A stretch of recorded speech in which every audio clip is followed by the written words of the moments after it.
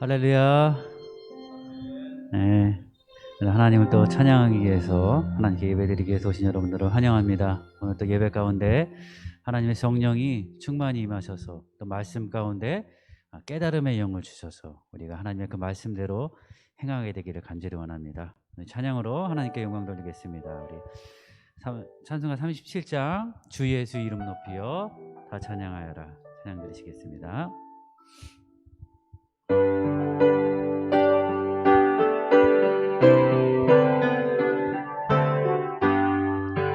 주 예수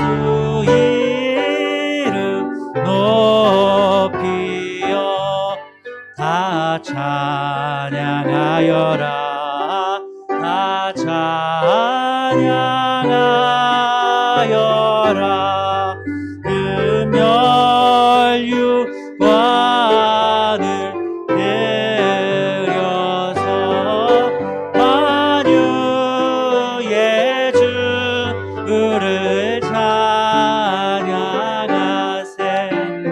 찬양 찬양 찬양 만유의 주 찬양 주 예수 당한 고난을 못 잊을 죄이나 못 잊을 죄이나 내 귀한 몸에 바쳐서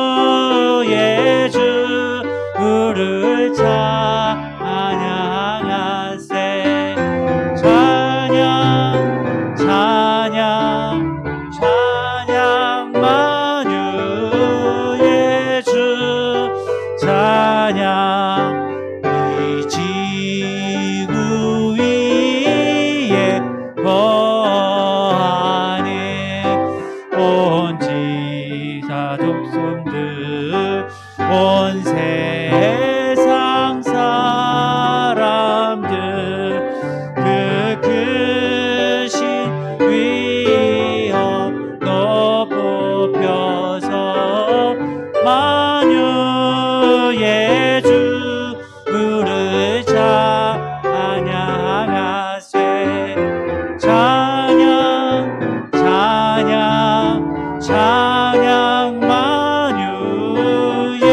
주 찬양 주 믿는 성도 함께 주 앞에 엎드려 주 앞에 엎드려 무궁한 노래 불러서 만유의 주를 찬양하세 찬양 찬양 찬양 만유의 주 찬양 아멘. 우리 찬송가 144장 찬양 드리시겠습니다.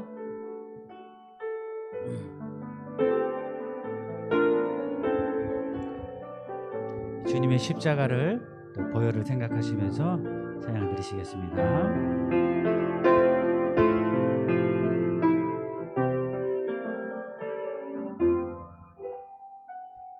예수 나를 위하여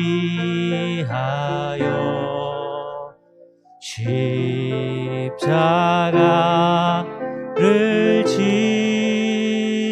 때 세상 죄를 지시고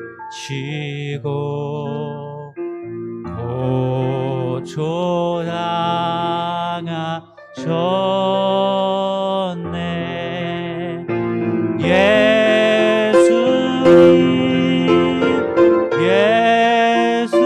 예수님 나의 죄 위하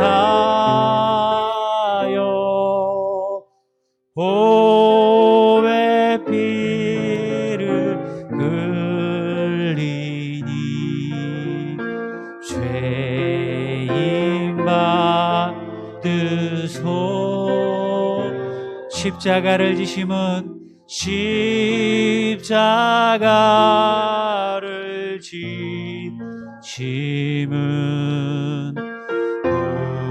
무슨 죄가 있나 저 무지한 사람들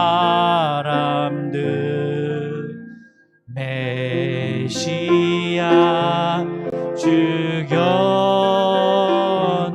예수님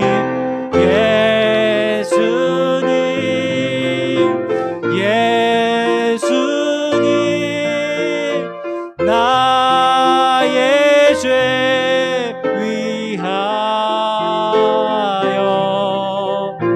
보배 피를 흘리니 죄인 받으소서.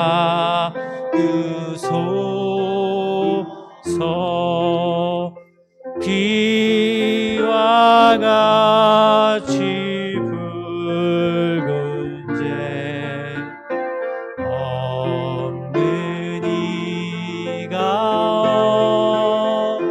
없네. 십자가의 공로로 눈과 같이 이해네. 예수님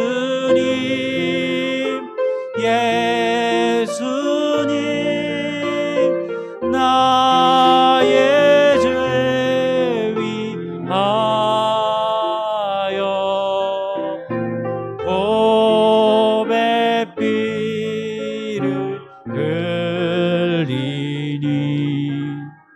죄인 받으소. 아름다우신 예수여 아름답다 예수여 나의 좋은 친구 예수 공로 아니면 영원 형벌 받네. 주님 예수님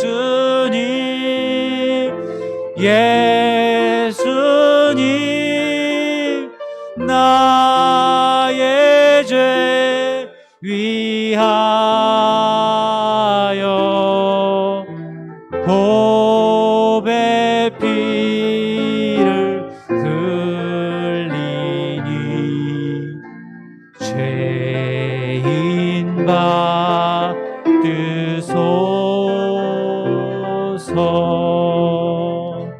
아멘.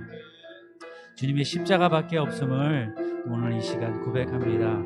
우리가 완전히 설 수도 없고 또 주님 앞에 나아갈 수도 없음을 우리가 이 시간 고백하고 나의 모든 것은 오직 예수 그리스도의 십자가의 보혈밖에 없음을 고백합니다.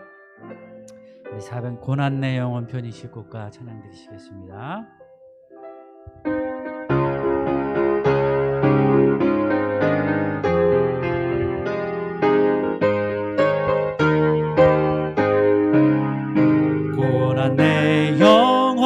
편이실 곳과 풍랑이로도 안전한 보고 폭풍까지도 다스리시는 주의 영원한 팔 의지해 주의 영원하신 팔 함께 하사 항상 나를 붙드시니 어느 곳에 가든지 요동하지 않음은 주의 팔을 의지함이라. 세상 친구들 나를 버려도 예수 늘 함께 동행함으로 주의 은혜가 충만하리니 주의 영원한 팔 의지해 주의 하사 항상 나를 붙드시니 어느 곳에 가든지 요동하지 않음은 주의 팔을 의지함이라. 나의 믿음이 연약해져도 이리 예비한 힘을 주시며 위태할 때도 안보하시는 주의 영원한 팔을 의지해 주의 영원하신 팔 함께 하사 항상 나를 붙드시니 어느 곳에 가든지 요동하지 않음은 주의 팔을 의지함이라. 능치 못한 것 주께 없으니 나의 인생을 주께 맡기면 나의 모든 짐 대신 지시는 주의 영원한 팔을 의지해 주의 영원하신 팔 함께 하사 항상 나를 붙드시니 어느 곳에 가든지 요동하지 않음은 주의 팔을 의지함이라. 아멘. 오늘 이 예배 가운데 주님의 팔을 의지하시기를 간절히 원합니다.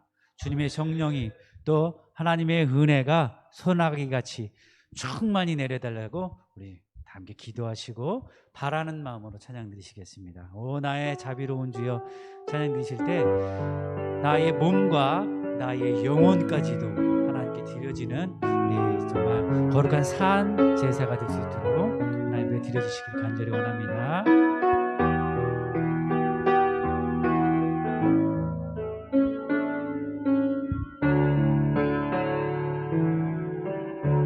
오 나의 자비로운 주여 나의 몸과 영혼을 주님의 은혜로다 주님의 은혜로 다 채워주소서.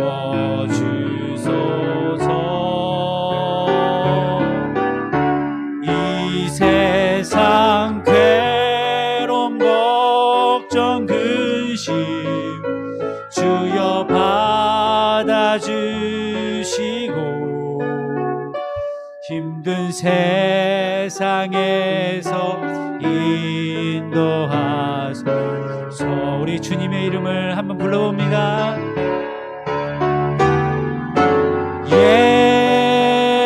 예수 오 예수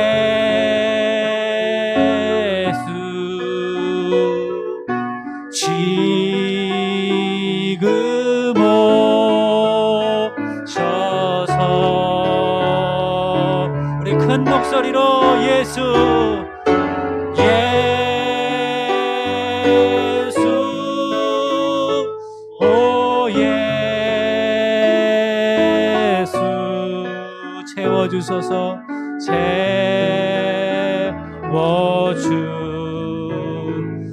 채워주소서. 모여라 주께 찬양하자.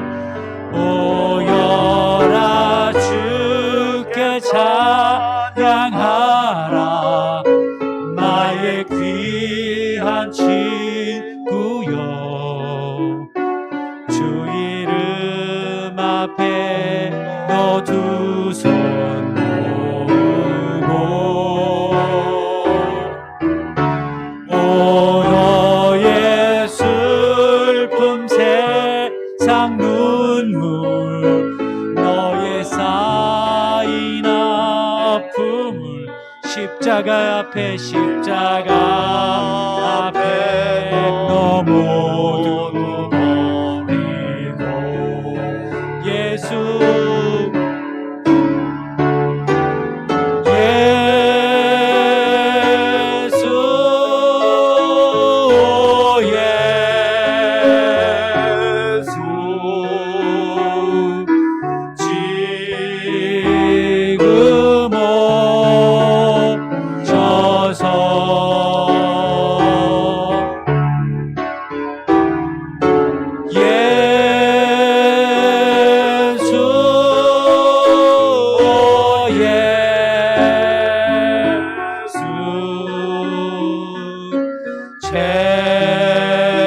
채워. 우리 주님의 이름을 한 번 더 불러봅니다. 예수, 예수.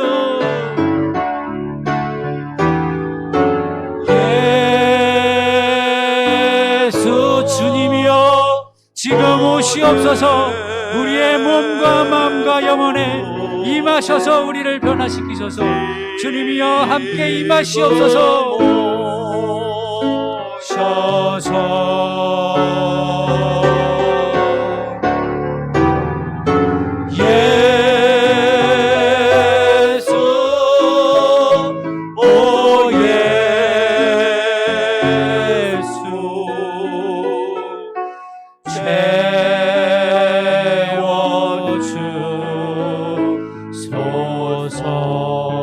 이 시간 주님의 성령이 함께 오셔서 우리의 몸과 마음과 영혼에 주님의 은혜로 채워주시기를 간절히 원합니다. 아멘.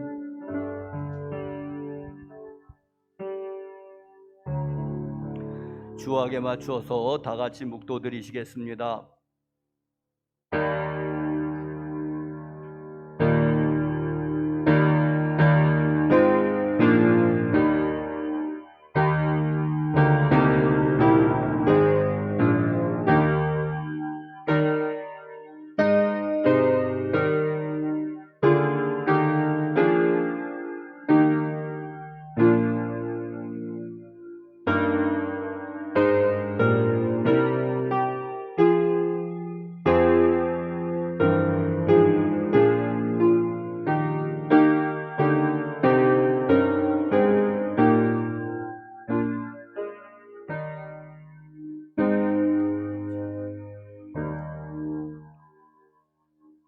다 같이 일어나셔서 개회 찬송 29장 찬송하시겠습니다.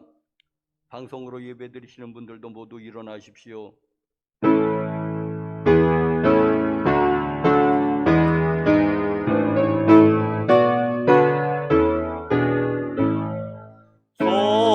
성도여 다 함께 할렐루야 아멘. 주 찬양하여라 할렐루야 아멘. 주여 보좌 앞에서 택하신 은혜를 다 찬송하여라 할렐루야 아멘. 만문을 열어라 할렐루야 아멘. 온 하늘 울려라 할렐루야 아멘. 인도자 되시며 진노가 되신 주 그 사랑 끝없다 할렐루야 아멘. 그 찬양하여라 할렐루야 아멘. 찬양은 끝없다 할렐루야 아멘. 거룩한 집에서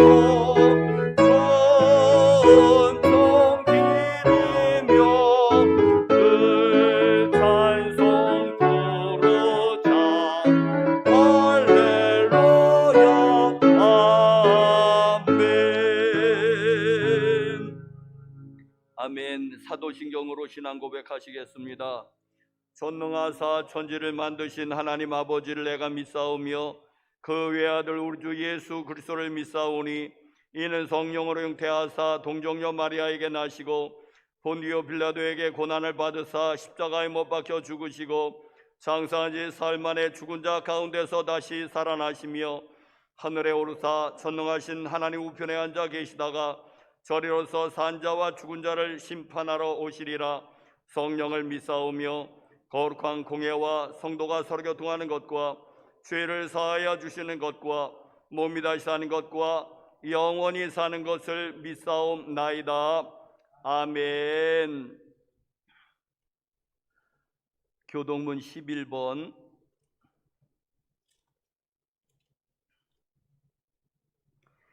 여호와여, 의의 호소를 들으소서. 나의 울부짖음에 주의하소서.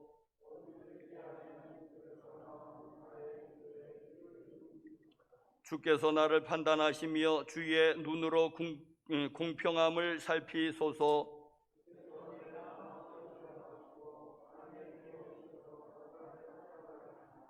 흠을 찾지 못하셨사오니 내가 결심하고 입으로 범죄하지 아니하리이다.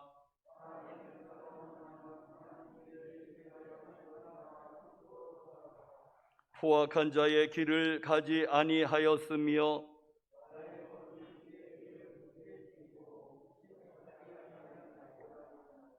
하나님이여 내게 응답하시겠으므로 내가 불렀사오니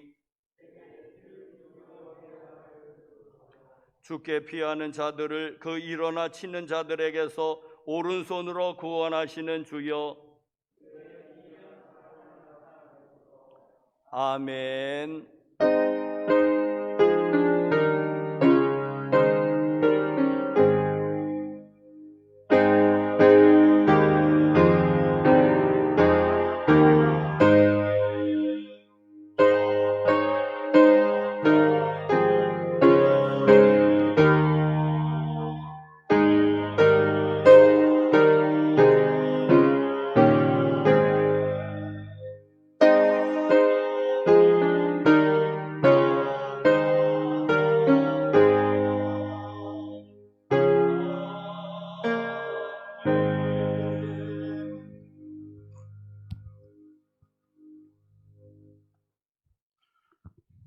전능하신 아버지 하나님, 죄악에 관영한 세상 속에서 살면서도 오늘 저에게 귀한 성의를 허락하여 주시사 주님 전에 나와 찬양과 감사와 헌신의 예배를 드릴 수 있는 귀한 축복을 허락해 주신 것을 인하여 감사를 드립니다.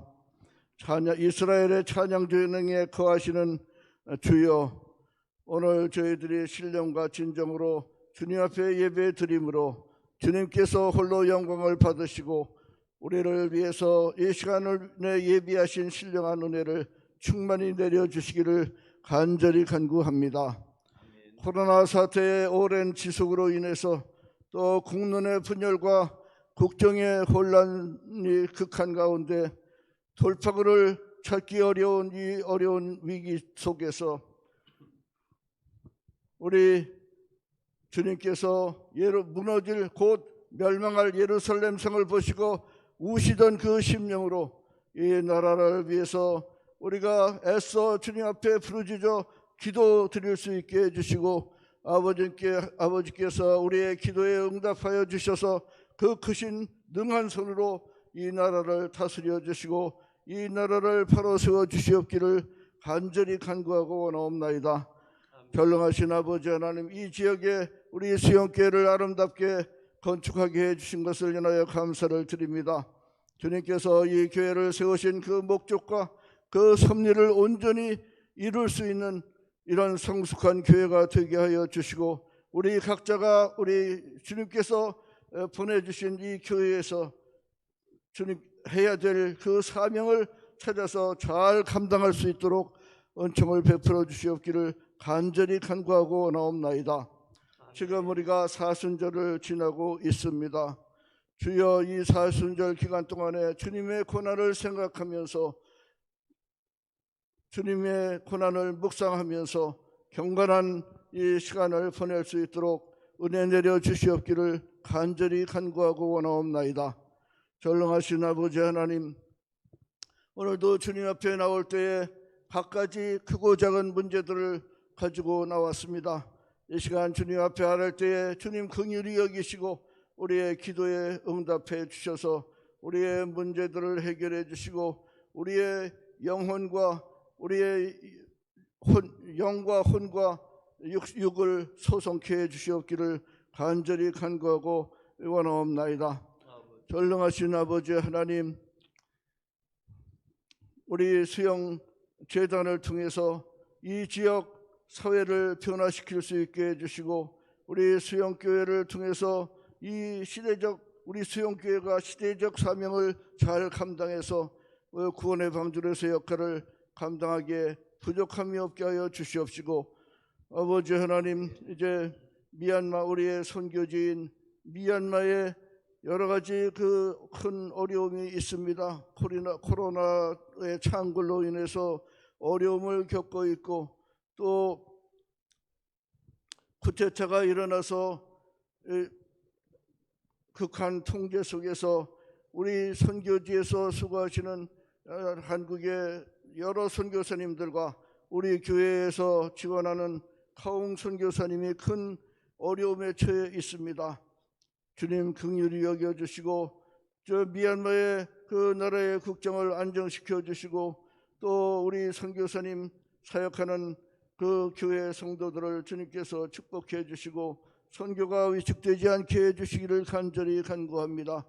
세계 각국에 파송돼서 수고하시는 한국의 선교사님들, 이 온 세계의 이 코로나 팬데믹 현상으로 선교 활동이 크게 위축되지 않도록 주여 도와주시고, 많은 불편함과 어려움이 있을지라도 극복할 수 있도록 도우시고, 주님께서 성령으로 역사하여 주시옵기를 간절히 간구하고 원하옵나이다.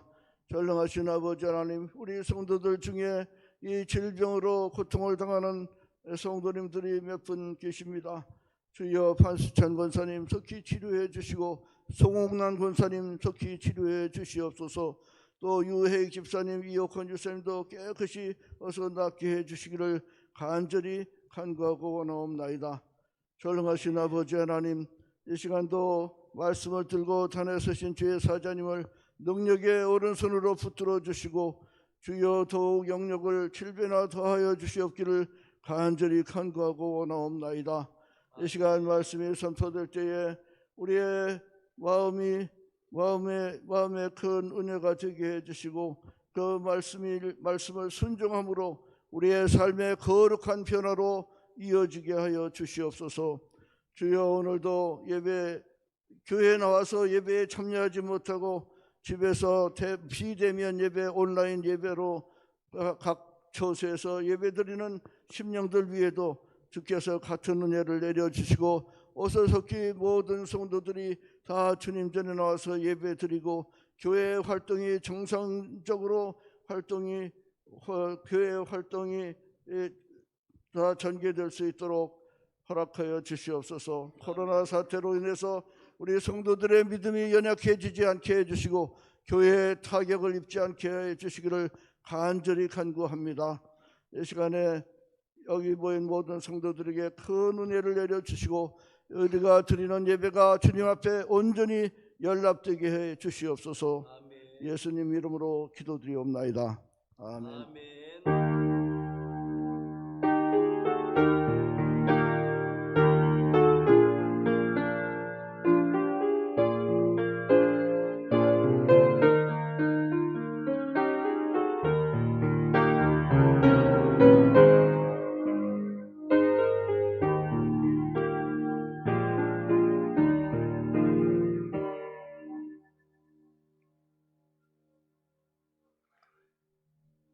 다 같이 일어나셔서 특별 찬송 135장 찬송하시겠습니다.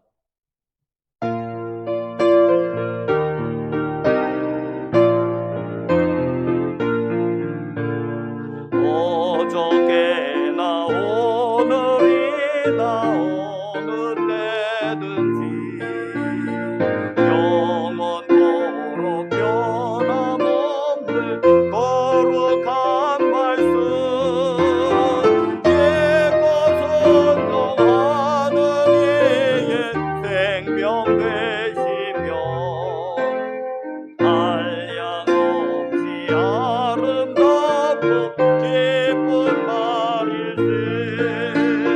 어저께나 오늘이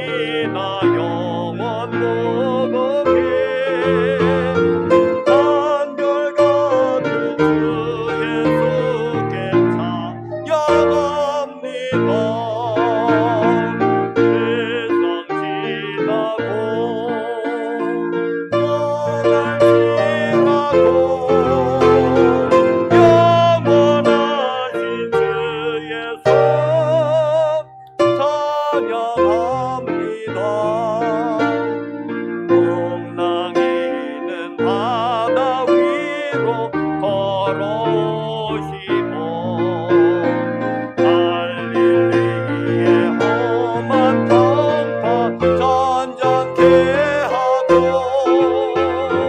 겟세마네 동산에서 우리 위하여 눈물 짓고 기도하신 고난의 주님 어저께나 오늘이나 영원 무궁해 한결같은 주 예수께 찬양합니다. 세상 지나고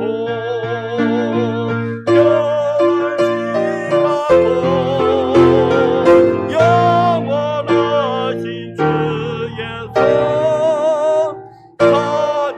찬양합니다. 허물 많은 베드로를 용서하시고 의심 많은 도마에게 확신 주시고 사랑하는 그의 제자 가슴에 안고 부드러운 사랑으로 품어주셨네. 어저께나 오늘이나 영원 무궁해 한결같은 주 예수께 찬양합니다. 세상 변하고 변할지라도 영원하신 주 예수 찬양합니다. 엠마오로 행하시던 주님 오늘도 한결같이 우리 곁에 함께 계시고 변함없 영접하러 다시 오실 때 변함없는 영광의 주 진입해 오리 어저께나 오늘이나 영원 무궁해 한결같은 주 예수께 찬양합니다. 세상 지나고 변할지라도 영원하신 주 예수 찬양합니다.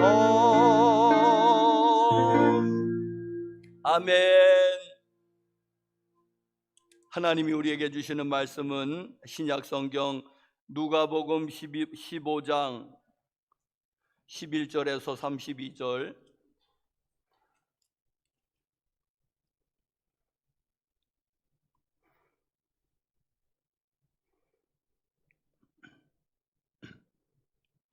누가복음 15장 11절에서 32절 또 이르시되 어떤 사람에게 두 아들이 있는데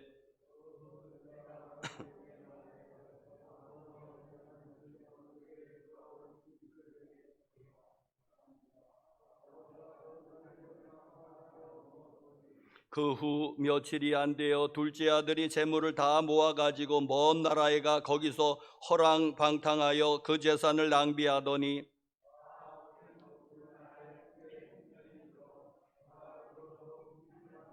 가서 그 나라 백성 중 한 사람에게 붙여 사니 그가 그를 들로 보내어 돼지를 치게 하였는데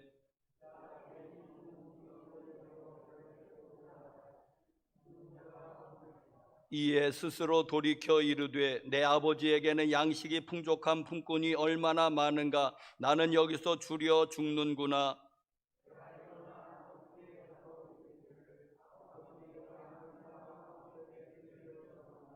지금부터는 아버지 아들이라 일컬음을 감당하지 못하겠나이다. 나를 품꾼의 하나로 보소서 하리라 하고,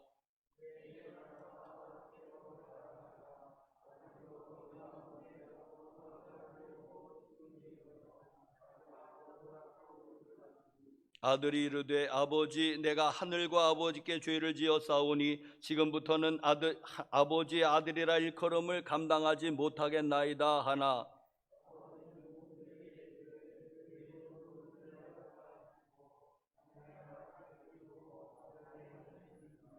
그리고 살찐 송아지를 끌어다가 잡으라. 우리가 먹고 즐기자.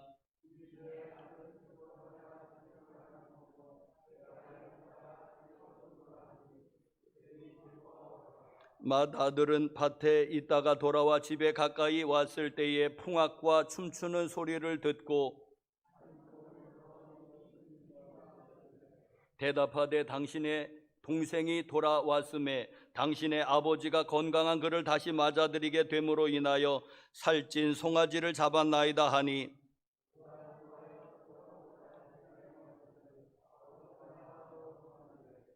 아버지께 대답하여 이르되 내가 여러 해 아버지를 섬겨 명을 어김이 없거늘 내게는 염소 새끼라도 주어 나와 내 벗으로 즐기게 하신 일이 없더니,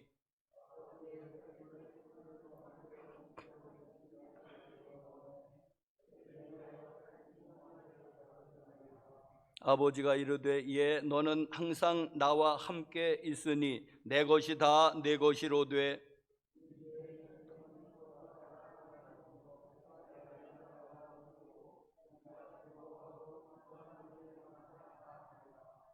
아멘.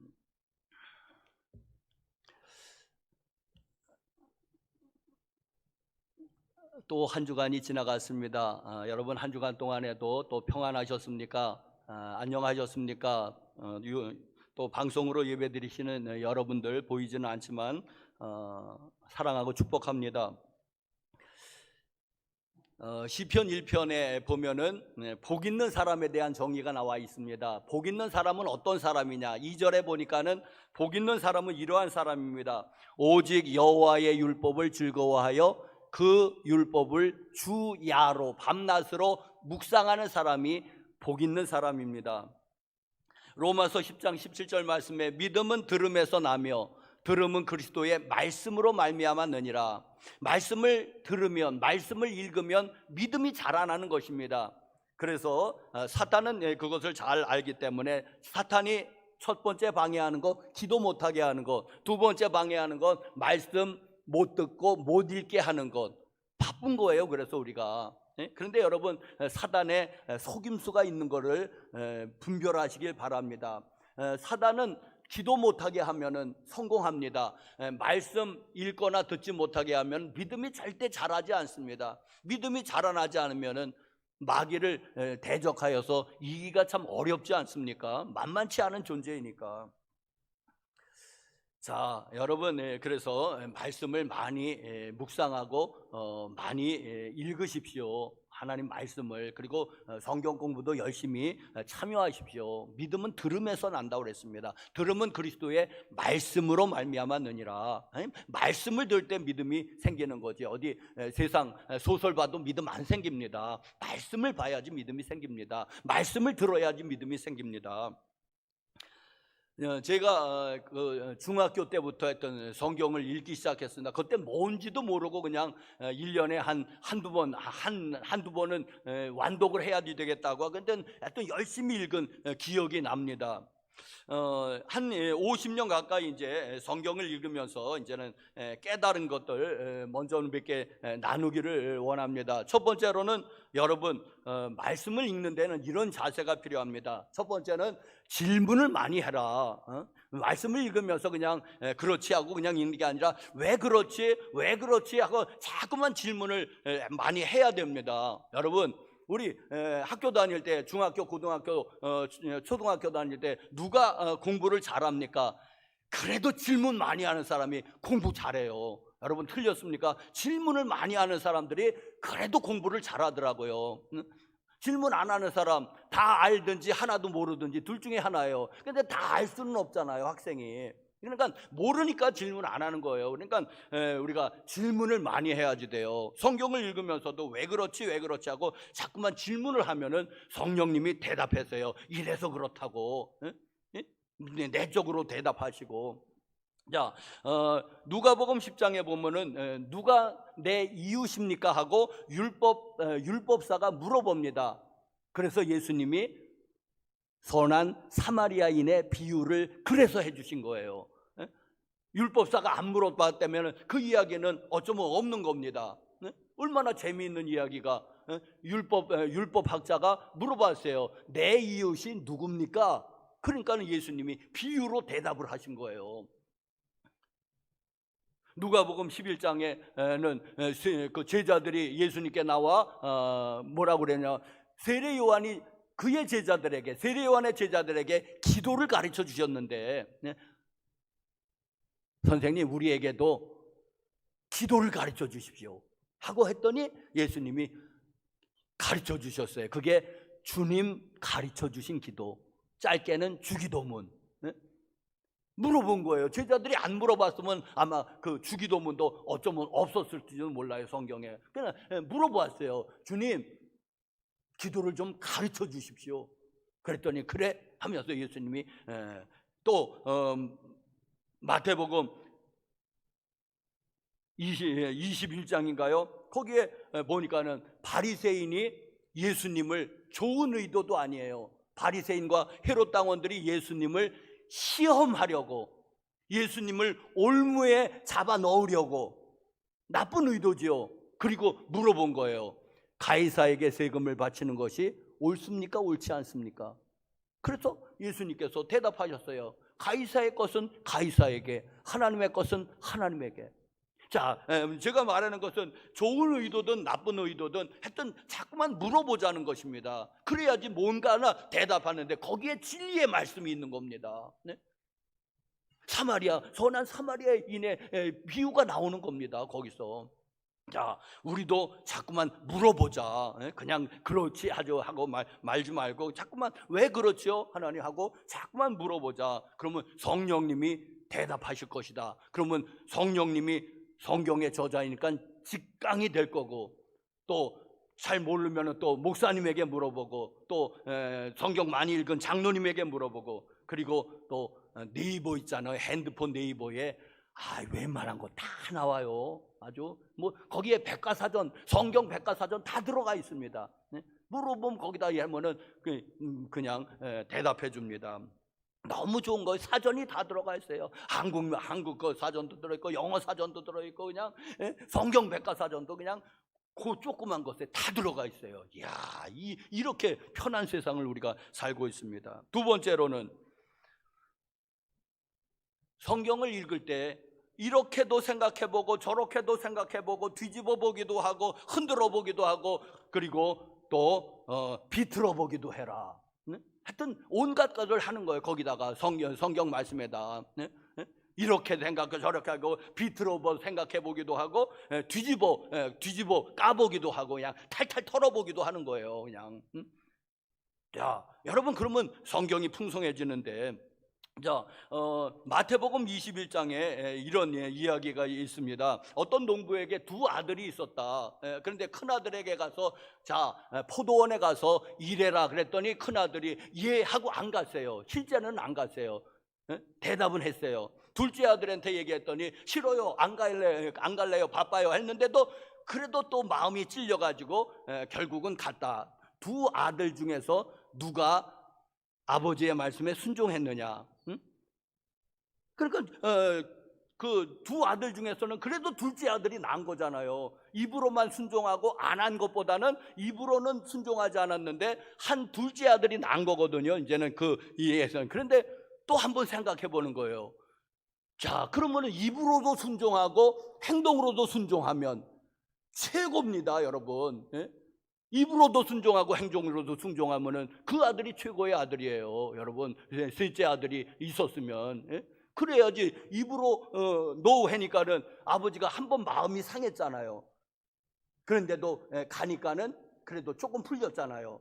근데 처음에 가겠습니다 하는데 흡족했다가 정말 안 갔으니까 또 마음이 상하고, 큰아들도 둘째 아들도 다 아버지의 마음을 상하게 한 거예요.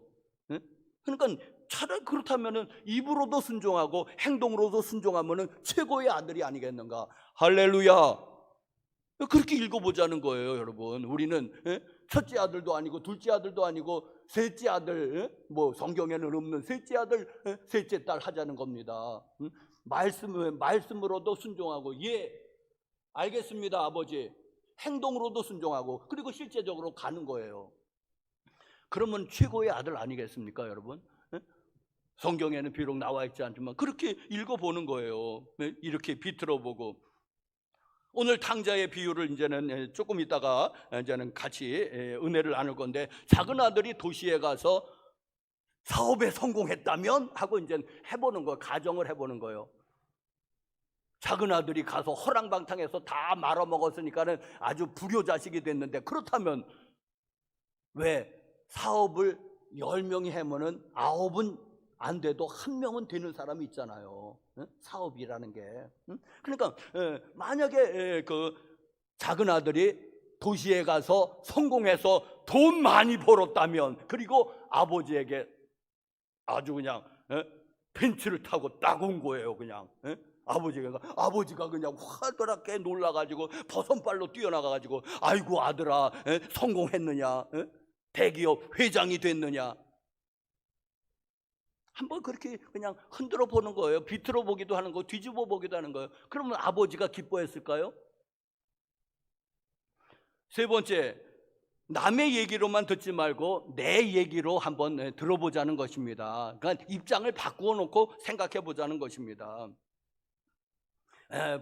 분명히 이 말씀은 그 당시 사람들에게 주어진 말씀이에요. 그 당시에 그걸 듣는 사람이 있었을 거 아니겠습니까? 모세는 이스라엘 백성에게, 예수님은 그 당시에 그 시대 사람들에게, 바리새인이 됐든 세리가 됐든 제자가 됐든 군중이 됐든 그 사람들에게 하신 거예요, 제일 처음에는. 그런데 그렇게만 보면은 옛날 얘기가 되고 소설 얘기가 되지요. 나와 상관없는 얘기가 된다는 말입니다. 그런데 이제 입장을 바꿔놓고, 내가 그 자리에 있었다면, 내가 제자라면, 내가 바리새인이라면, 내가 세리라면 하면서 이렇게 입장을 바꿔놓는 거예요.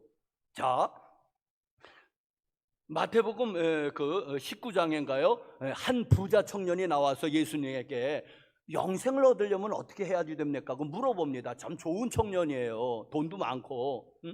자, 그런데 예수님께서 이제는 이렇게 얘기하다가 이제 마지막에는 이렇게 말씀하십니다. 거두절미하고 내 가진 것을 다 팔아 가난한 자들에게 주고 나를 따르라 그러십니다.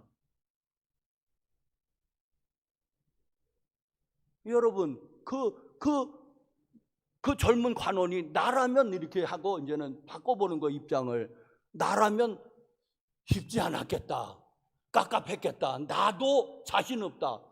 여러분이라면 가진 재산을 다 팔아 가난한 자들에게 주고 나를 따르라 했으면 여러분들은 어떻게 했을까? 나라면 어떻게 했을까? 쉽지 않았겠다.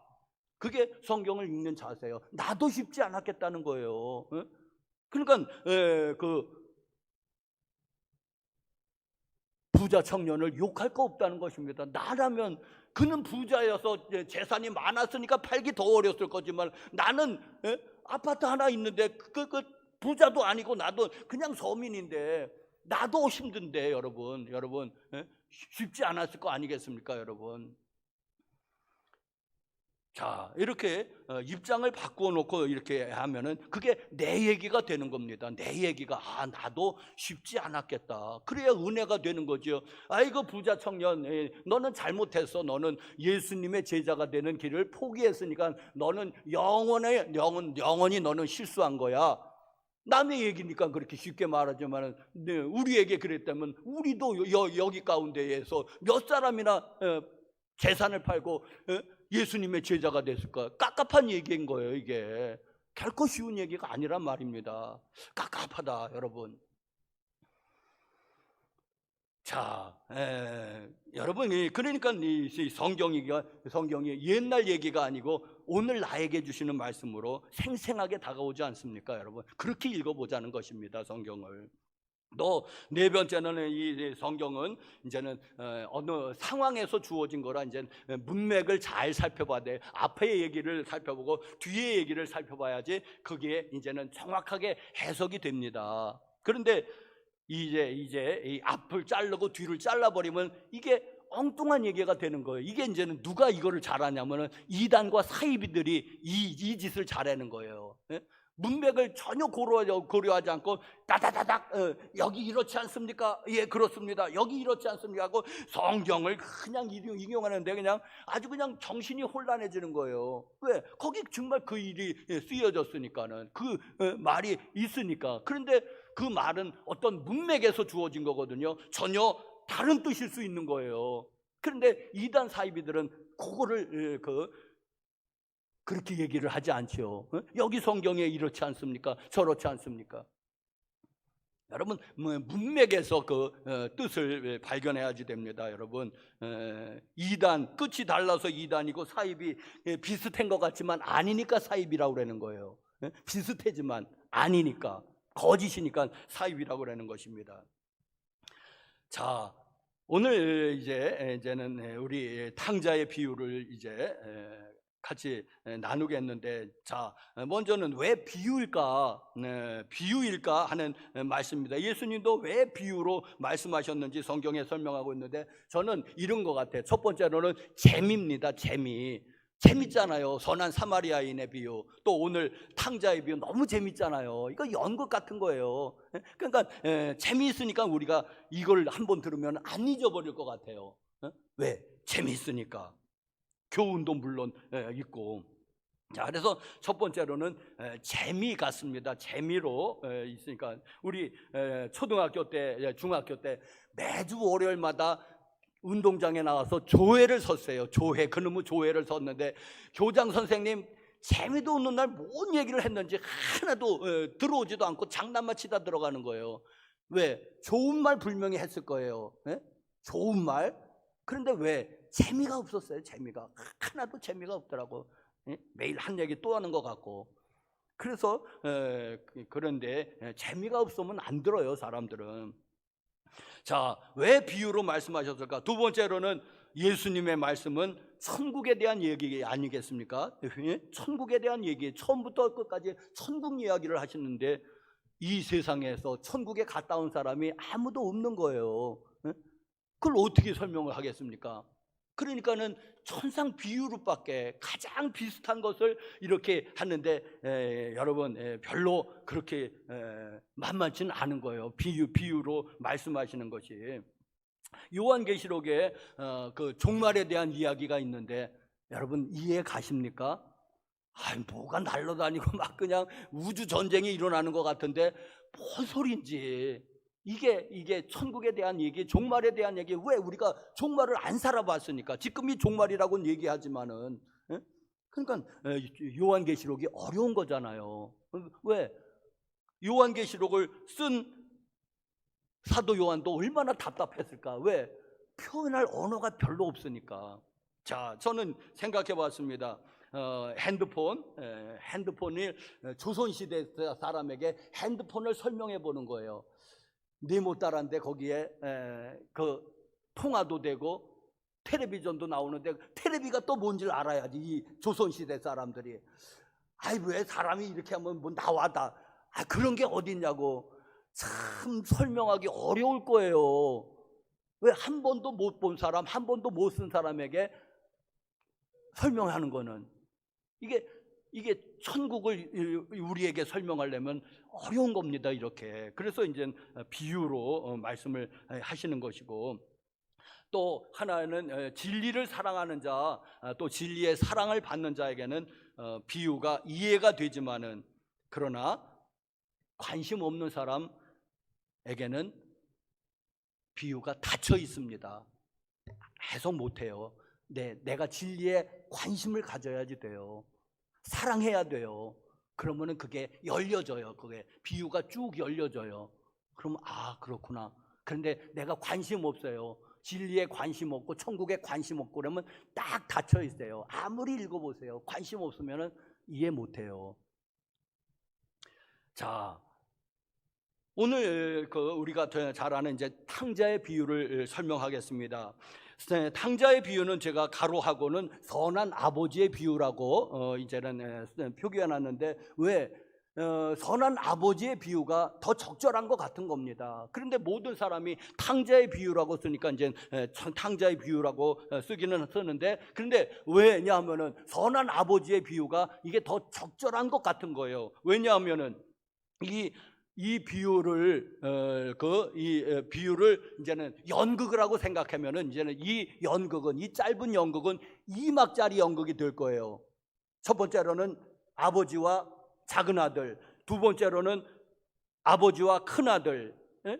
그러니까는 이 연극의 주인공은 1막 2막에도 다 나오는 아버지가 주인공이에요. 네? 작은 아들은 1막에만 나오고 안 나오고, 큰 아들은 2막에만 나오고 안 나와요. 그러니까 주인공일 수가 없는 거예요. 두 막에서 다 나오는 것은 누굽니까? 아버지만 나오는 겁니다. 네?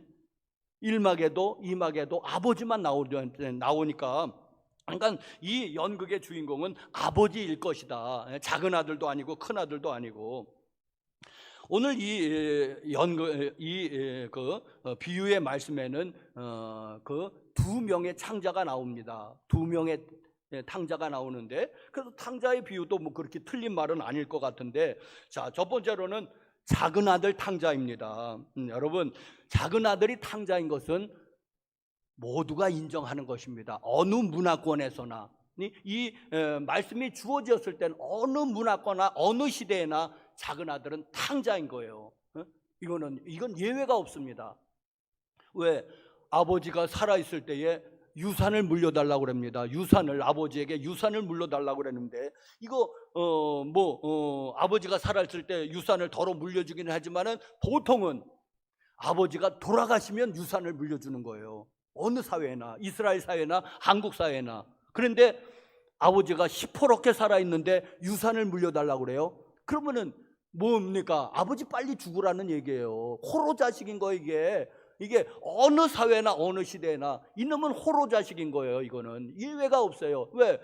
아버지 빨리 죽으라고 그러는 놈이 세상에 어떤 놈입니까? 그게 불효자 아니겠습니까? 예? 아버지 빨리 죽으세요. 유산 물려주고요. 아주 언제까지 기다려요? 빨리 죽으세요. 유산 물려주고요. 그런 거예요. 이게 얼마나 이게 호로 자식입니까? 자, 그런데 이 아버지가 좋은 아버지예요. 그래가지고 그래 하면서 이제 유산을 물려줬는데, 유산 물려준 게 이제는 큰 아들이 3분의 1을 가졌을 거예요. 작은 아들 3분의 1 빼기 못 가졌을 거예요. 왜? 장자에게 두 몫을 주는 거니까. 자, 이제 그래서 어쨌거나 이제 부자니까 3분의 1도 많았을 거예요. 그러니까 물려주니까는 홀라당 팔아가지고 도시로 떠난 겁니다. 뻔한 거 아니겠습니까? 허랑방탕해가지고 다 말아먹었습니다. 그리고 가뭄이 들었고 돼지를 친다는데, 유대인들은 돼지를 부정한 동물이라고 절대 치지 않습니다. 이방인이 친 거예요, 이거는. 그러니까 이방인 밑에 들어가서 온갖 고생을 하게 된 겁니다, 여러분. 자, 또 이 이야기가 이제는 나의 얘기가 아니라고 들으면은 이제 상관없는 얘기예요. 또 남의 얘기는 왜 우리 모두는 나는 그렇게 나쁜 놈이 아니라고 생각할 테니까, 나는 그렇게 불효자가 아니라고 생각할 테니까. 그런데 나일 수도 있다고 하고 한번 들어보세요. 나일 수도 있다고. 여러분, 이게 무슨 얘기냐 하니까는 이 둘째 아들이요, 불신자 아니에요. 왜? 아버지를 알아요. 아버지한테 유산을 물려달라고 그래요. 기도한다는 말입니다. 그러니까 이 사람은 그리스도인이에요. 그런데 이 사람이 대표하는 것은 무엇이냐 하니까는 이 사람은 기복신앙이에요. 이게 바로 번영신학이에요. 번영복음이라고도 하고, 이게 어느 목사님들이 이게 기독교 최대 이단이라고 그러는 거예요. 그렇다면은 여러분 또 여러분 질문, 그렇다면 목사님 복을 구하지 말라는 겁니까? 아니요. 복 구하지 말라는 말 아니에요. 그럼 우리가 뭘 구하겠습니까? 하나님 앞에 복을 구하지요. 자, 그런데 문제는 뭐냐 하면은 우리가 복을 구하는 거 좋습니다. 우리가 병 고침도 구하고 직장도 구하고 배우자도 구하고 좋아요. 다 사업 성공도 구해야 되죠. 그런데 단지 말하는 것은 뭐냐 하니까는 우선순위를 말하는 거예요. 마태복음 6장 33절, 너희 먼저 그의 나라와 그의 의를 구하라. 그리하면 나머지 병 고침, 번영, 그거는 나머지는 너희에게 더하시겠다고 하는 것입니다. 우상숭배의 정의가 무엇입니까? 하나님보다 더 사랑하는 것이 있으면 그게 우상숭배라고 그랬습니다. 작은 아들이 지금 무엇입니까? 이 작은 아들은 아버지의 유산에 관심이 있지 아버지 자체에는 별로 관심이 없는 거예요. 빨리 죽든지 빨리 하라는 거 아니겠습니까? 유산 물려주고 빨리 죽으라는 거 아니겠습니까? 그러니까 아버지는 관계없는 거예요. 아버지는 아버지의 그 유산에만 관심이 있는 거예요. 이게 문제인 겁니다. 이 작은 아들의 문제는. 자, 여러분, 우리가 정말 구해야 될 것은 하나님이고요, 하나님 자신이고요, 하나님 나라고요, 하나님의 의입니다. 이게 이 마태복음 66장 33절 이게 산상보험의 그게 제일 중심 구절 아니겠습니까? 그게 여러분 여기서 말하는 것은 복을 구하지 말라는 게 아니라 왜 하나님은 안 구하면서 복만 구하냐는 것입니다. 이게 기복신앙 아니겠느냐? 왜 하나님은 구하지 않으면서 하나님 나라는 구하지 않으면서 왜 세상 나라에서 잘 되는 것만 구하는 거냐? 그러니까는 번영복음이고 번영신학이라고 하는 것입니다. 여러분 여러분 우리가 기도하는 것을 잘 살펴보십시오. 우리도 작은 아들일 수 있겠다. 왜? 우리가 구하는 것도 그거기 때문에 하나님 병 고침 주십시오. 하나님 물질 주십시오. 하나님 결혼 배우자 주십시오. 하나님 좋은 대학 가게 해주십시오. 하나님 사업 성공하게 해주십시오. 자, 작은 아들이 구하는 거하고 뭐가 다르냐는 것입니다, 여러분. 작은 아들이 구하는 거하고 그러면 우리도 작은 아들 수 있겠다. 그렇다면은 여러분, 우리는 먼저 구하는 것을 우리는 놓치고 있었던 것입니다. 먼저 하나님 자신과 하나님 나라와 하나님의 의를 구해야지 되는데 왜 그걸 안 구합니까? 우리는. 그러면 작은 아들하고 뭐가 다르냐, 여러분. 우리의 기도 제목을 살펴보십시오. 별로 다른 것 같지 않습니다. 여러분 깜짝 놀라시죠? 작은 아들이 다른 사람인 줄 알았더니 나일 수 있겠구나. 어쩌면 나구나. 여러분 우상숭배가 무엇입니까? 하나님보다 더 사랑하는 것이잖아요. 우상숭배의 정의라는 게 돈이 나쁜 거 아닙니다. 하나님보다 더 사랑하면 우상입니다. 가족 나쁜 거 아닙니다. 하나님보다 더 사랑하면 가족조차도 우상이 될 수 있습니다. 너희가 아버지나 어머니를 나보다 더 사랑하는 자는 내게 합당치 아니하고 너희가 딸이나 아들을 나보다 더 사랑하는 자는 내게 합당치 아니하고 분명히 성경에 그 말씀이 있습니다. 그렇죠, 여러분? 자, 여러분 이 현대는 자본주의라고 그래요. 자본주의. 그러면 물질이 최고인 사회예요. 모든 걸 다 돈으로 계산해요. 이것도 돈이에요. 돈. 이게 사람이 아니고요. 돈이에요. 돈. 이게 현대 자본주의 사회가 이게 작은 아들을 똑 닮은 겁니다. 왜? 모든 게 돈이잖아요. 이 작은 아들은. 아버지도 아니고. 이 현대가 그래서 뭐냐면 이 관계를 자꾸만 잃어버리는 겁니다. 관계를 잃어버리는 거예요. 물질이 최고니까. 그러니까는 여러분 현대인들이 우울증을 많이 앓는 거예요. 관계를 다 놓치기 때문에. 가정에서도 관계가 다 깨어지지, 직장에서도 관계가 다 깨어지지, 교회조차도 관계가 다 깨어진다면 여기가 지옥 아니겠습니까, 여러분? 그러니까 사람들이 다 우울한 거예요. 우울해. 우울증은 그 다음엔 자살로 가잖아요.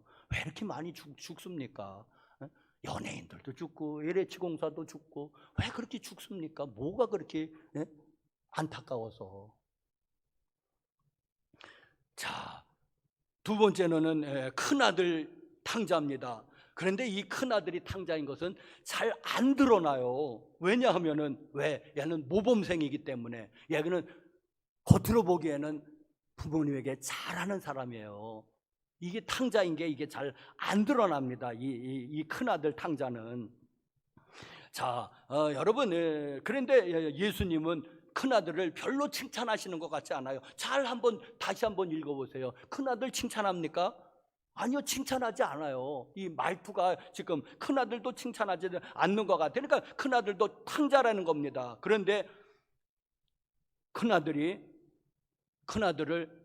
자기 자신도 잘하고 있다고 생각하고, 사회도 그는 효도하는 아들이지요, 모범생이지요, 착한 아들입니다 하고 사회도 그를 인정해 주는 겁니다. 하나님만 인정을 안 해요. 자, 작은 아들이 돌아왔습니다. 그러면 큰 아들이, 동생이 오랜만에 돌아왔는데 반가워야지 될 텐데 장치에 안 들어가는 거 보십시오. 그러니까 아버지가 또 왜 큰 아들이 돌아올 때가 됐는데 안 돌아오니까는 아버지가 나가보죠. 그랬더니 싫어요, 안 들어가요 그래요. 왜 안 들어가냐 하니까는 내가 여러 해 섬겨 아버지의 명을 어김이 없거늘. 잘했다는 거잖아요, 나는.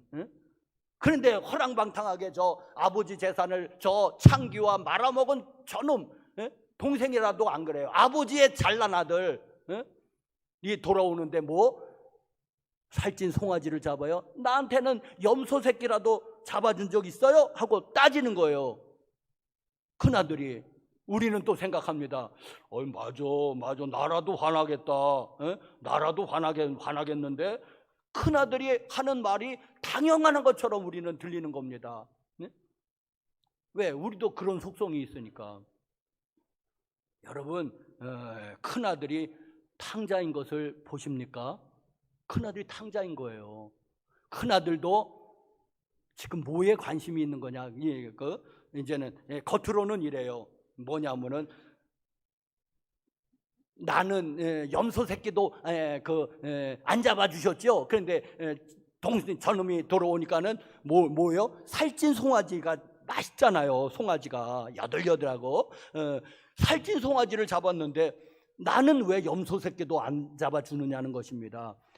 이게 표면적인 이유입니다. 표면적인 이유예요. 그런데 나는 행간을 읽어보는 겁니다. 그렇게 이유는 됐지만 내가 추측하기엔, 내가 상상하는 건 이래요. 뭐냐면은 이제는 작은 아들이 유산을 다 받아서 갔으니까는 이 아버지의 재산은 아버지 돌아가시면 다 누구 거예요? 내 거.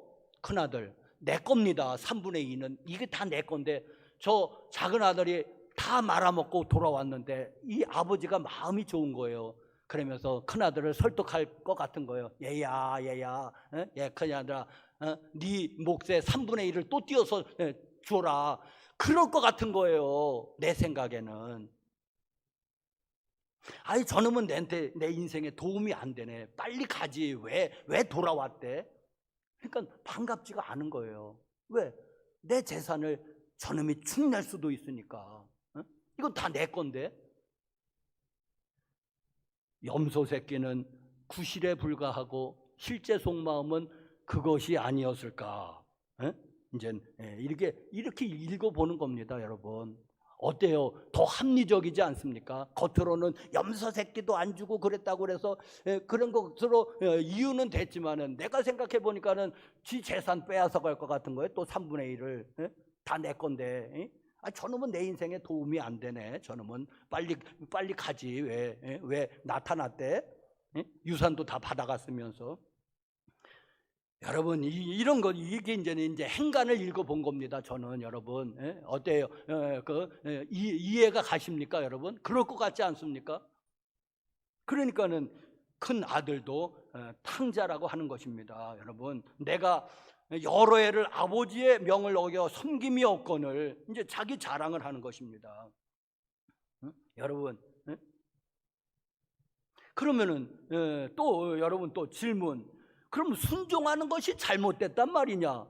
순종하는 것이 잘못됐단 말이냐? 아니요. 성경은 처음부터 끝까지 순종에 대해서 말씀하고 있습니다. 신명기 28장에도 순종하면 복받고 불순종하면 저주를 받는다고 구구절절히 써놨습니다. 신명기 28장을 보십시오. 자, 뭐냐 하면은, 그런데 문제는 뭐냐 하면은 이 순종한 것이 자기 의가 되었습니다. 자기 의가 되면 이게 안 되는 거예요. 자기 의가 되어 있습니다. 아버지를 섬겨 명을 어김이 없변을 하면서 자기 자랑이 됐습니다. 자, 여러분, 그러면 뭐가 문제가 되냐면은 은혜가 들어갈 자리가 없는 거예요. 은혜가 들어갈 자리가. 우리가 구원받는 것은 이거 에베소서 2장 8절 9절 하나님의 은혜로, 너희가 하나님의 은혜로 그리고 믿음으로 말미암아 구원을 받았나니 이것이 너희에게서 난 것이 아니요 하나님의 선물이라. 이것은 누구든지 자랑치 못하게 하려고 하나님이 그렇게 하셨다는 겁니다.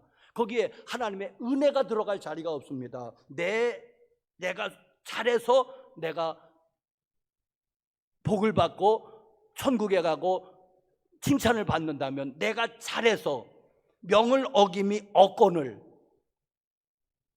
은혜는 어디에 들어갑니까? 못 들어가요. 십자가의 대속의 공로는 못 들어가요. 그러니까 이게 이 큰아들이 여러분 탕자인 것입니다. 하나님 보시기에는, 사람이 보기에는 절대 탕자 아니고 좋은 아들이거든요. 자, 여러분, 이 큰아들은 당시에는 그러니까는 서기관이고 바리새인이고 율법학자들이었습니다. 그런데 오늘날 또 예수 잘 믿는 사람일 수도 있다는 거예요. 내가 잘했으니까는 복을 받는 게 마땅하지 않습니까? 하고 나온다면은, 아니요, 우리가 열심히 순종해도, 왜 성경에도 그러잖아요. 종이 잘했다고 뭐 칭찬을 받느냐? 칭찬도 받겠지만은 종의 자세는 그런 거라고 그럽니다. 마땅히 할 일을 했을 뿐입니다. 다 하나님의 은혜지요. 마땅히 할 일을 했을 뿐입니다.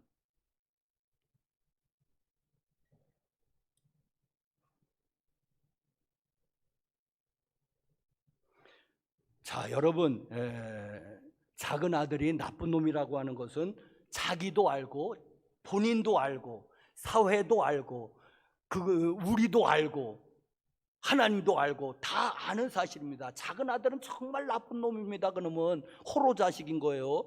그런데 회개하기가 쉬운 거예요. 왜? 자기도 나쁜 놈인 걸 아니까는, 사회도 나쁘다고 그러니까는, 하나님도 나쁘다고 그럴 거니까는 정말 나쁜 놈이에요. 난 작은 아들은. 그러니까 작은 아들은 회개하기가 쉽습니다. 왜? 나는 나쁜 놈이니까. 그것만 깨달으면 회개가 되는데, 문제는 큰 아들이 나쁜 놈이라는 것입니다. 그런데 자기가 몰라요. 나는 착한 놈이라고 하고, 사회도 훌륭한 아들이라고 그래요. 착한 아들이라고 그래요. 모범생이라고 그래요. 자기도 모르고 사회도 모르고 우리도 저 정도 하면 된 거 아닌가 하고 하나님만 나쁜 놈이라고 그러는 거예요. 이 큰 아들은 회개하기가 어렵습니다.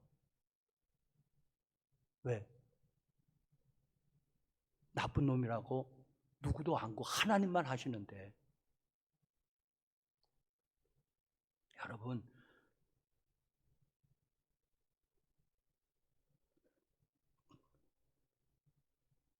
그러면은 또 이제 물어보는 거죠. 죄도 적당히 지으며 살아야 되겠네? 맞습니까? 죄도 적당히 지으면서 살아야 되겠다고.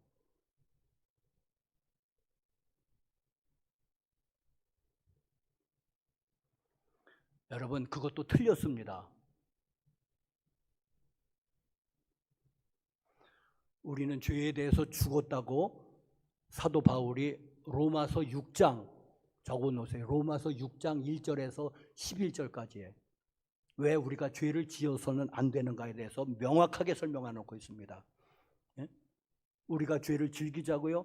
십자가의 대속의 피로 우리가 죄를 죄에 대해서 죽었는데 또 즐겨요?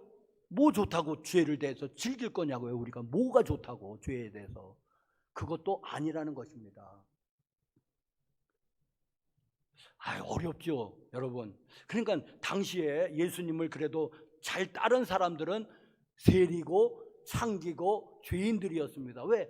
나도 알고 다른 사람도 아는 거니까. 예수님이 죄인 구하러 오셨다니까는 예수님께로 가는 거예요. 예수님하고 제일로 대적을 했던 사람들, 바리새인들, 서기관들, 율법학자들. 왜? 자기도 잘하는 줄 알고 사회도 잘한다고 그러고 우리도 저 정도면 되는 거 아니냐고 생각하니까는 죄를 깨닫질 못해요. 그런데 로마서 3장에 의인은 없나니 한 사람도 없다고 그랬잖아요. 모든 사람이 죄를 범하였으며 하나님의 영광에 이르지 못한다고 했고,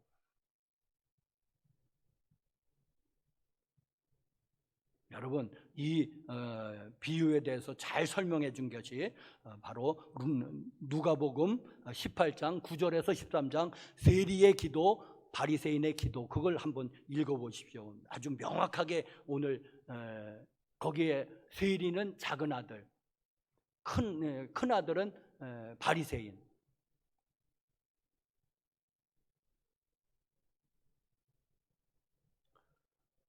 자, 여러분, 오늘 이 비유가 말해주는 것은 뭐냐면은 큰 아들도 작은 아들도 다 탕자라는 것입니다.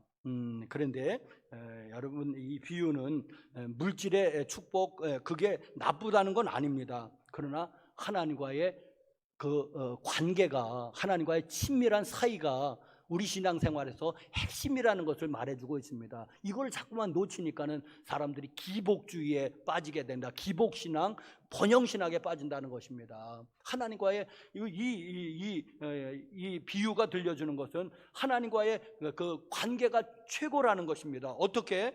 이 작은 아들이 돌아온 거예요. 그게 관계의 회복이에요. 그리고 작은 아들이 떠났어요. 관계, 그 돈 많이 갖고 떠난 것이 그거를 여기서 이 관계에 이게 파괴가 된 거예요. 그걸 떠난 거를 그렇게 보는 거예요.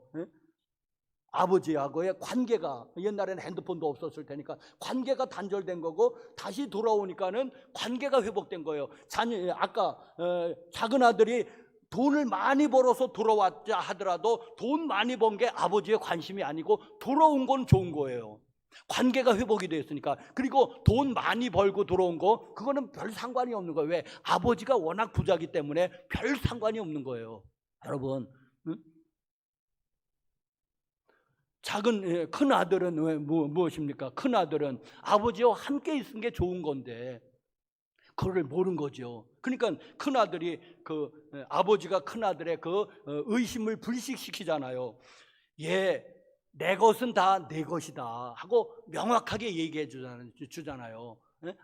작은 아들에게 안 띄워준다. 내 것은 다 내 것이다. 그런데 뭐냐면은 더 중요한 말은 너는 항상 나와 함께 있으니, 함께 있는 것에 이 누가복음 오늘 본문 말씀에서 제일 핵심적인 구절을 뽑으라면은 너는 나와 함께 있으니, 너는 나와 함께 있으니, 바로 이 이야기입니다. 이 이야기, 이 비유는 신앙생활의 핵심은 어떤 축복 그런 거는 다 좋은 거지만은 그건 부차적인 거고, 하나님과의 친밀한 사귐에 신앙생활에 포커스가 있다는 것입니다. 그러니까 큰 아들도 탕자고 작은 아들도 탕자가 된 거예요. 하나님과의 이 관계를 놓쳤어요. 지난 주일날 천국을 말씀드렸지요. 천국은 그런데 천국은 무슨 여러 가지 물질로 설명한 것은 나는 별로 의미가 없다. 그것도 성경에 있으니까 받아들이지만은 황금길이다.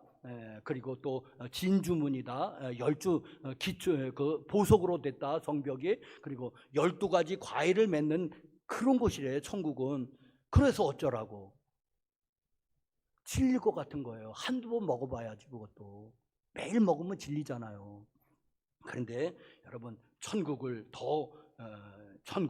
하나님과의 좋은 사귐이 있는 곳, 하나님을 사랑하는 사람이 천국에 들어가는 거예요. 그래야지 하나님을 안 사랑하는 사람이 천국에 들어가서 매일 열매만 따먹고 있을 거냐? 그것도 진리지 않겠느냐? 매일 열매만 따먹고 있을 거냐? 응? 하나님과 좋은 관계에서 하나님과 친밀한 사귐을 누려야지 되지. 응?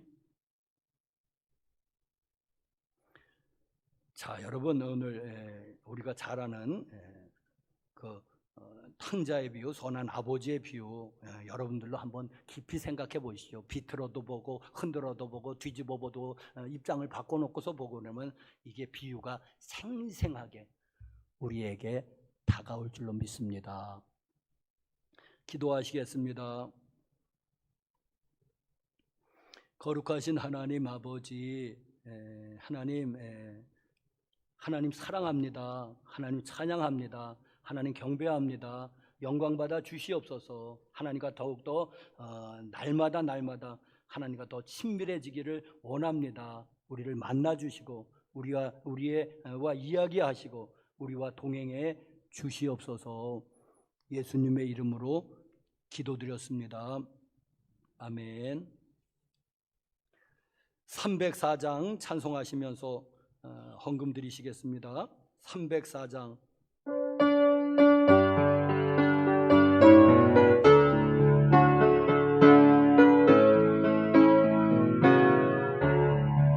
그 크신 하나님의 사랑 말로 다 영영 못하네. 저 높은 별을 넘어 이 낮고 낮은 땅이 죄범한 영혼 구하러 그 아들 보내사 화목제물 삼으시고 죄 용서하셨네. 하나님 크신 사랑은 증량다 못하며 영원히 변치 않는 사랑 성도여 찬양하시. 괴로운 시절 지나가고 땅 위에 영화쇠할 때 죽지 않던 영혼들은 큰 소리 외쳐 울었고 저 믿는 성도들에게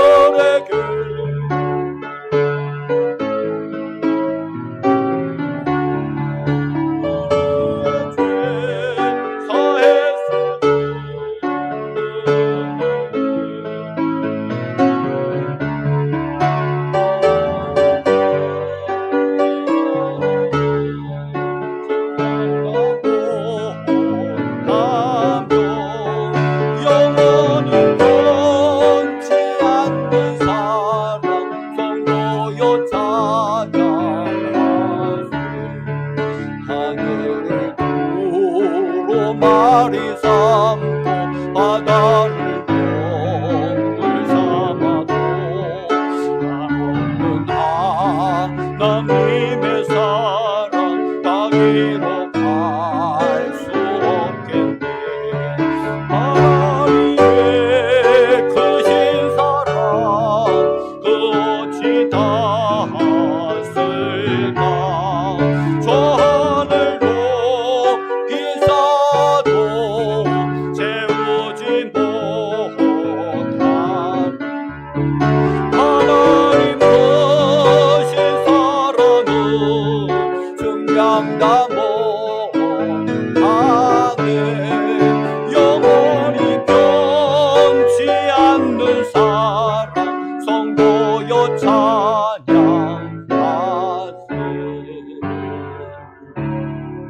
아멘.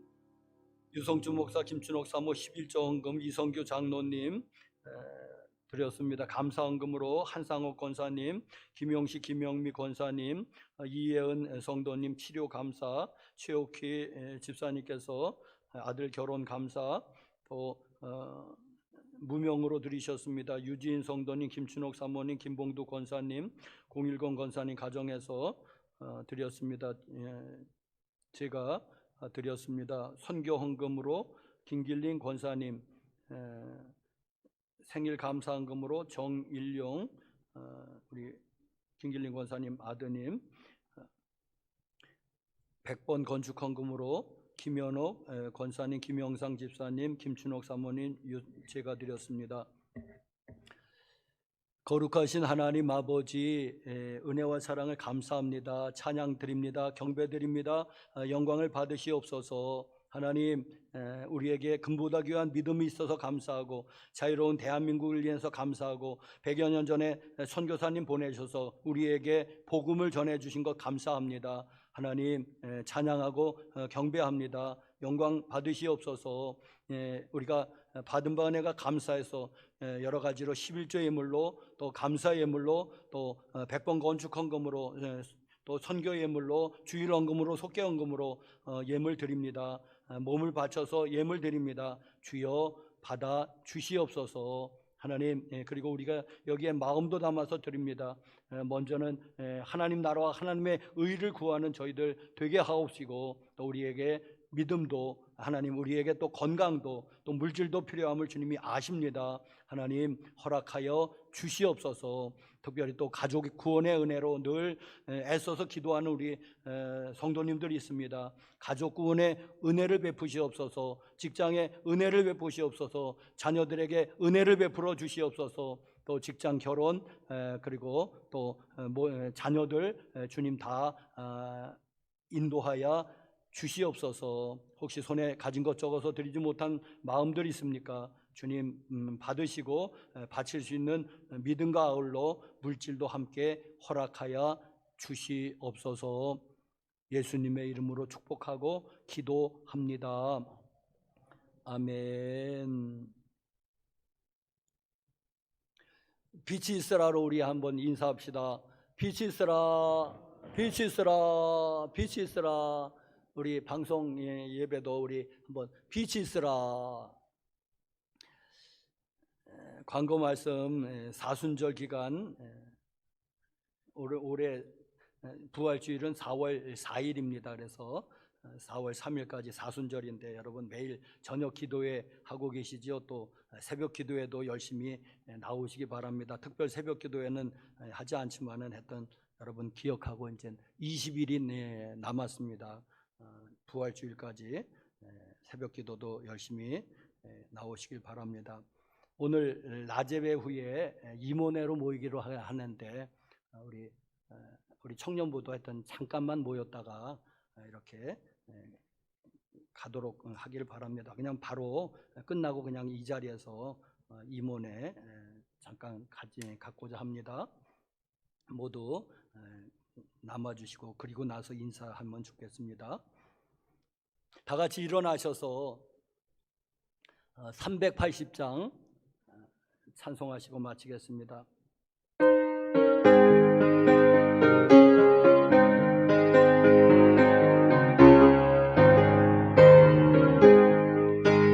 나의 생명 되신 주, 주님 앞에 나아갑니다. 주의 흘린 보혈로 정케하사 받아주소서. 날마다 주를 찬송하겠네. 주의 사랑 줄로서 나를 굳게 잡아 매소서. 외로운 세상 지낼 때 나를 인도하여 주소서. 주를 믿고 나가면 나의 길을 잃지 않겠네. 날마다 주를